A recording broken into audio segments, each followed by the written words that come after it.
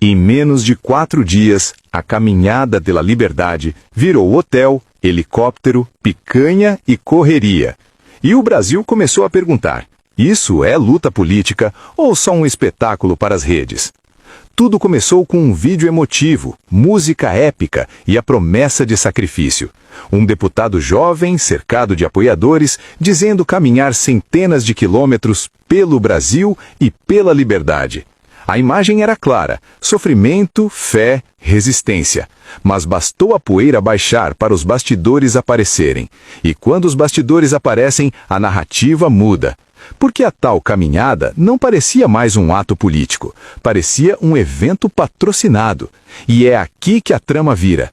A chamada Caminhada pela Liberdade, liberada por Nicolas Ferreira, nasceu como toda boa peça de marketing político, com emoção, simbolismo e uma narrativa fácil de consumir. Um jovem parlamentar, símbolo da nova direita digital, anunciava que sairia de Paracatu rumo a Brasília, percorrendo cerca de 240 quilômetros a pé, em protesto pelas prisões dos envolvidos nos atos de 8 de janeiro e em defesa de Jair Bolsonaro. Era a imagem perfeita para viralizar. Estrada, sol, bandeira do Brasil e um discurso messiânico. Mas logo no início ficou claro que aquela não era uma caminhada como as outras. Não era romaria, não era greve, não era marcha popular. Era algo diferente. Era organizada demais para ser espontânea e improvisada demais para ser irresponsável. Um híbrido perigoso entre ato político e reality show. Nos vídeos publicados nas redes, Nicolas aparecia suando, reclamando de dores, falando em sacrifício. Mas fora da câmera, a estrutura montada contava outra história. Carros de apoio, equipe de mídia, assessores, voluntários e uma logística que nenhum trabalhador comum teria acesso. E aí veio o primeiro choque de realidade: a parada em Cristalina. Enquanto apoiadores acreditavam que o deputado dormia no chão ou em alojamento simples, a informação veio à tona.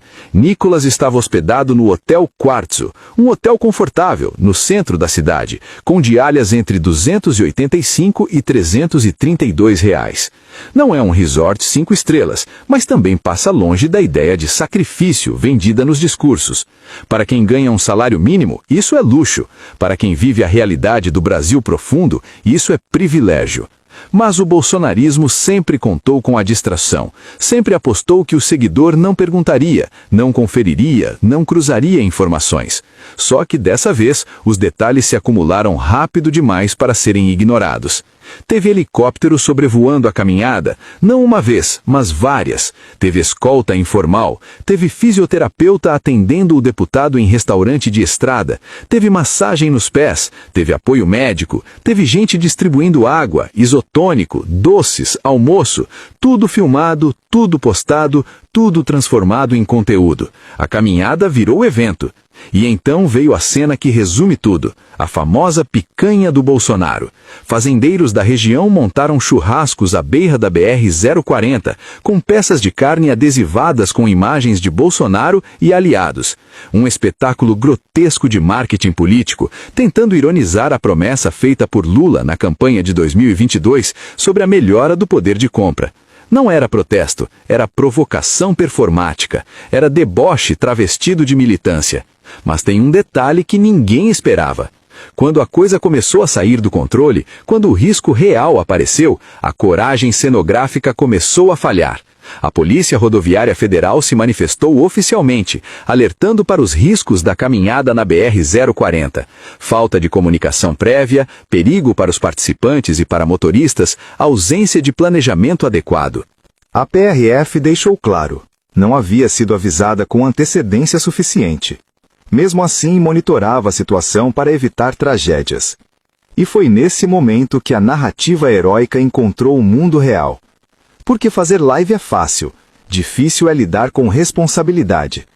Relatos e vídeos começaram a circular mostrando desorganização, tensão e correria. Gente saindo às pressas do acostamento, grupo dispersando, clima de improviso total. A caminhada pacífica mostrou seu lado mais frágil. Quando a autoridade apareceu, quando o risco ficou evidente, não houve discurso inflamado, houve fuga. E aqui a trama vira de vez. Porque quem luta por uma causa verdadeira não abandona o ato no primeiro sinal de dificuldade real. Quem acredita no que faz não precisa de helicóptero nem de hotel confortável para manter a narrativa. O sacrifício, quando é de verdade, não tem bastidor confortável.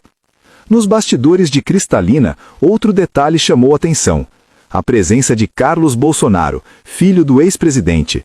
Longe da estrada, longe do sol, longe da dor, mas perto do conforto.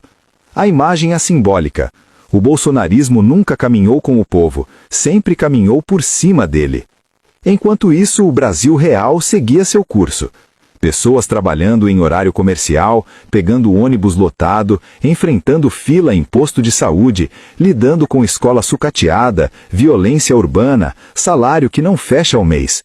E a pergunta inevitável começou a ecoar nas redes: como tanta gente tem tempo para caminhar dias a fio em plena semana de trabalho? Quem paga essa conta? O bolsonarismo sempre teve dificuldade em explicar isso, porque sua base mais barulhenta raramente representa a maioria trabalhadora. É um movimento sustentado por privilégios, por setores específicos, por gente que pode parar tudo para protestar, enquanto outros precisam garantir o almoço do dia seguinte. E não, essa caminhada nunca foi sobre saúde, educação ou segurança pública. Nunca foi sobre melhorar a vida do brasileiro. Foi sobre manter viva uma narrativa de perseguição, de vítima, de mártir. Foi sobre defender um projeto político que já mostrou seu desprezo pelas instituições e pela democracia. Nicolas Ferreira não caminhava pelo povo, caminhava pelo engajamento. Cada passo era um post, cada discurso era um corte para viralizar. Cada dor era um story. A política virou conteúdo, a luta virou monetização. E o clímax chega quando percebemos o contraste brutal. De um lado, um país tentando se reconstruir após anos de caos institucional, isolamento internacional e destruição de políticas públicas. Do outro, um grupo transformando estrada em palco, churrasco em símbolo e helicóptero em figurante. A chegada prevista em Brasília, na Praça do Cruzeiro, foi anunciada como a maior caminhada da história do país. Mas a história não se escreve com slogan, se escreve com coerência. E coerência foi exatamente o que faltou. No fim das contas, a caminhada expôs mais do que pretendia esconder. Expôs a desconexão do bolsonarismo com a realidade do Brasil. Expôs a distância entre discurso e prática. Expôs o vazio de um movimento que precisa de espetáculo constante para não desaparecer. E fica a frase que resume tudo, sem ironia, sem exagero: quem anda de helicóptero não caminha com o povo. Se isso é luta, o Brasil já entendeu de que lado eles estão.